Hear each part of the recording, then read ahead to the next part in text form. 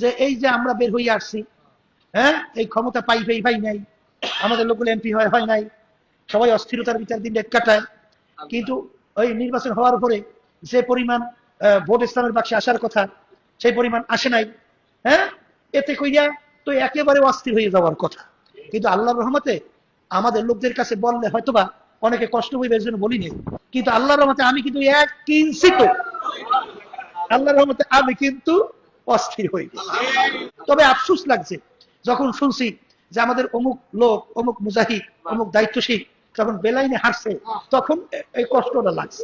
এইবার সর্বনাই যে কঠিন সিদ্ধান্ত নিল, কিভাবে নিল, যে ক্ষমতার দ্বার প্রান্তে না, কথা কথা ক্ষমতার দ্বার প্রান্তে না, যে আমাদের সমঝোতা হয়েছিল ওইটা থাইকে যদি আমরা চলতাম, তাইলে এখন বলতে গেলে অনেকগুলো এমপি আমাদের থাকা দেখা দৃষ্টিতে দুনিয়া সম্ভব ছিল না। কিন্তু ওই মুহূর্তে যখন দেখছি ইসলামের স্বার্থ নাই, এখানে দেশের স্বার্থ নাই, এখানে মানুষের কল্যাণের স্বার্থ নাই, যেখানে মিথ্যাবাজের সয়লাভ চলছে, মিথ্যাবাজি, মুনাফিকি, 2 নম্বরই, তখন তো বাংলাদেশে ইসলামের একটা বাক্স নিয়ে আলহামদুলিল্লাহ আমরা বের হয়ে আসছি, কথা ঠিক কিনা?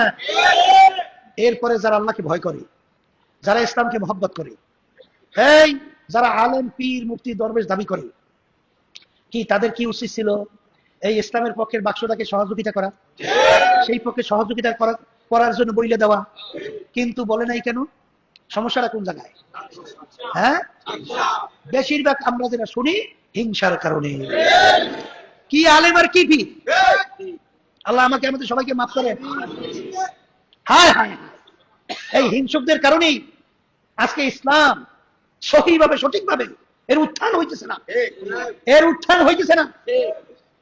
আর ধোকাবাজি লাইনে, 2 নম্বরই লাইনে ইসলাম প্রতিষ্ঠিত হয়েছে, এরকম ইতিহাস দুনিয়াতে আছে নাই, কোনদিন হয় না, হবে না, কথা ঠিক না? এই ধোকাবাজি লাইনে, মিথ্যাবাজির লাইনে কোনদিন ইসলাম প্রতিষ্ঠিত হয়েছে এরকম ইতিহাস নাই, কথা ঠিক না? এমনকি ইতিহাস আমরা পাই যে একটা সুন্নাতের আমল পর্যন্ত সাইরা দিলে সেখানে বিজয় হয় না, কথা ঠিক না বেটি? আর পুঁজি বানাইছে মিথ্যা, কথা ঠিক না? শোনেন, ওই যুদ্ধের ময়দানে আল্লাহর হাবিবের দরবারেও তো কিছু মুনাফিক ছিল না? সর্বনয় তরিকার ভিতরে অনেক পুরান মুজাহিদ কিছু এরকম শোনা যায় যে তারা মুনাফিকি করে, এর নির্দেশ মানে না। তখন অনেক মুজাহিদেরা, অনেক লোকেরা তখন বিভিন্ন ধরনের সমালোচনা করে।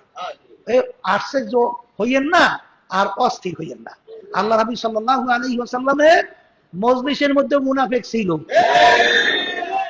আল্লাহ নবী সাল্লাল্লাহু আলাইহি ওয়াসাল্লামের জামানায় মুনাফিক ছিল, মিথ্যাবাজ ছিল, ওই যুদ্ধের ব্যাপারে যায় না। এখন তো মিথ্যাবাজি কইরা আইসা বলছে, হুজুর আমার এরকম ধান পাইকে ফসল, অমুক তমুক, ঘরের ভিতরে স্ত্রী অসুস্থ, বাচ্চা কাচ্চা, বিভিন্ন ধরনের অজুহাতে মিথ্যা। কিন্তু 3 জন সাহাবা তারা এসে বলছিল, আল্লাহ হাবিব আসলে আমরা ইচ্ছা করি যুদ্ধের ময়দানে যাই নাই, এখন আমাদের ব্যাপারে সিদ্ধান্ত কি? বলে অপেক্ষা করো, আল্লাহ রাব্বুল আলামিন আয়াত নাযিল করবেন। তখন আল্লাহ রাব্বুল আলামিন আয়াত নাযিল করলেন, তাদেরকে সমাজ থেকে বয় কথা বন্ধ।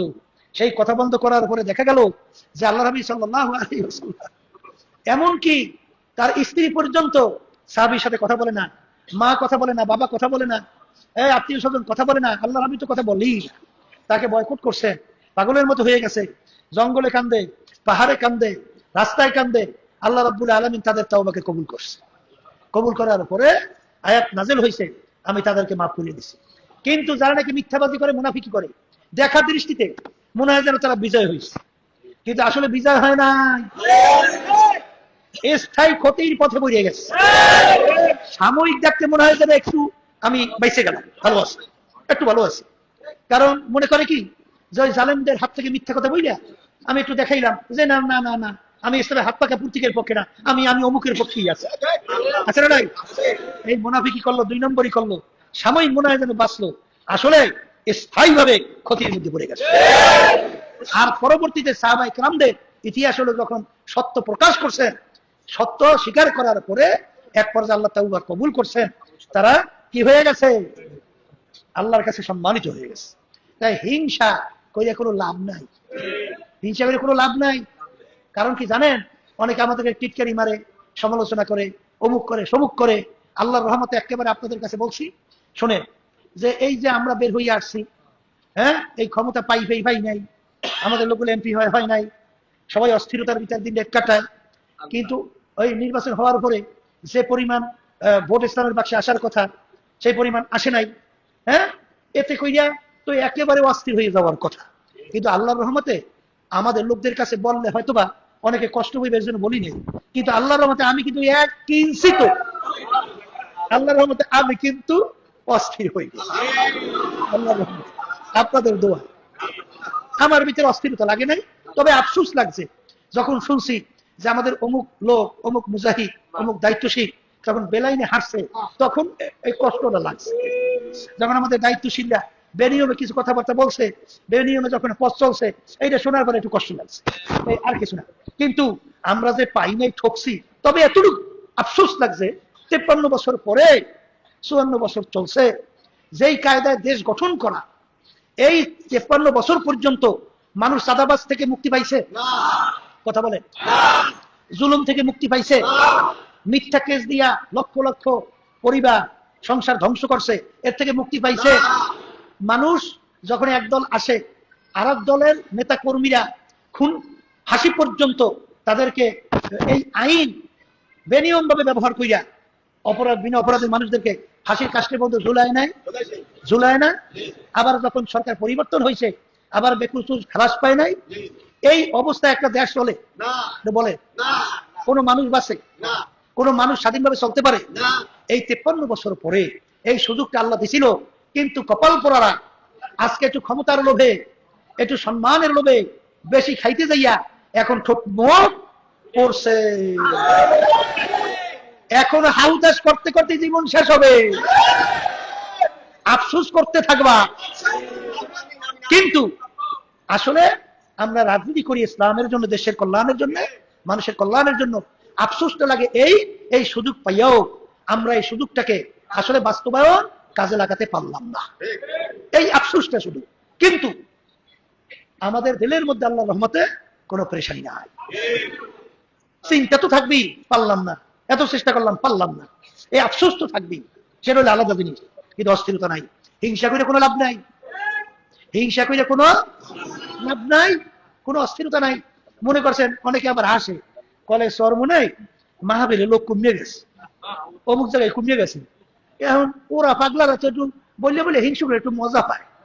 কিন্তু আল্লাহর রহমতে একেবারে পরিষ্কার কথা বলছি, এই লোক কমছে না বাড়ছে, আল্লাহ আমার মধ্যে ওই পেরেশানি অস্থিরতা নাই। আপনি কথা বুঝতে বরঞ্চ দুই এক সময় মনে হয় কি যে ভেজাল গুলা যারা ভেজাল করে এখন সরিয়ে গেলেই ভালো, লোক একটু কম থাকে, লোক একটু কম থাকুক, এটা আল্লাহর রহমতে খুব ভালো লাগে, আরাম লাগে। কিন্তু বেশি হওয়ার পরে ঝামেলা করলে বিরক্ত লাগে, সরিয়ে যাওয়াই ভালো। কথা ঠিক কিনা? এই জন্য আব্বাজান বলতেন, আমরাও বলি, যারা যতক্ষণ পর্যন্ত শরীয়তের বিরুদ্ধে না হওয়া পর্যন্ত আমরা যে কথা সিদ্ধান্ত দেব, যারা মুরিদ হইছেন, এই তরিকার সাথে যারা জড়াইছেন, যারা এই সংগঠনের সাথে জড়াইছেন, যদি মানতে পারেন থাকেন, মানতে না পারলে আপনাদেরকে পরিষ্কার ভাবে বলছি সরিয়ে যান, ঝামেলা করিয়েন না, এখানে বোঝা বাড়াইয়েন না। আপনার আল্লাহর ওলিদের দিলে কষ্ট দিয়া কত চরমনের মুজাহিদ আছে যারা আল্লাহর সঙ্গে তাদের গোপনে সম্পর্ক, যখন তোদের এই কথা শুনে তখন তাদের দিলে কষ্ট লেগে যায়। কিসের জন্য এই বদদোয়ার মধ্যে পড়তে চান? দরকার কি রে বাজার? কি দরকার? ভালো লাগানো যাও, এত চালাক হয়েছে সর্বনাই আসো না, কোনো দরকার নেই। এখানে তো দল ভারী করার জন্য করা হয় নাই। আর যারা হিংসা করে, হিংসা করে মজা পাই এখনো লাভ নাই, কারণ আমি একটু কষ্ট পাবো, সর্বনের তরিকায় যারা আমরা আছি আমরা একটু কষ্ট পাবো, আর আপনি দেখে একটু খুশি হইবে, নাই তো? কিন্তু এই খুশি হওয়ার কোনো কারণ সারণ নাই, কারণ আমাদের কষ্টই নাই, তা আমরা খুশি হয়ে গেছি। বুঝি বোঝেন নাই, ওই একটু মজা পাইবেন তো, মজা পাওয়ার কোনো কায়দা নাই, এই জন্য কোনো খুশি হয়ে লাভ নেই। এই জন্য হিংসা ছাড়েন, হিংসা হইলে হইবে কি? সমস্ত নাকি ধ্বংস। আল হাসাদু ইয়াকুলুল হাসানা কামা তাকুলুন নারুল হাতাব আও কামা ক্বালা আলাইহিস সালাতু ওয়াস সালাম। আল্লাহ রাসূল সাল্লাল্লাহু আলাইহি ওয়াসাল্লাম বলেন, হিংসা যার ভিতরে থাকবে সমস্ত নেকি আগুনে যেরকম জ্বালাইয়া লাকড়ি শেষ করে, হিংসার আগুনে এরকম সমস্ত নেকি শেষ করে।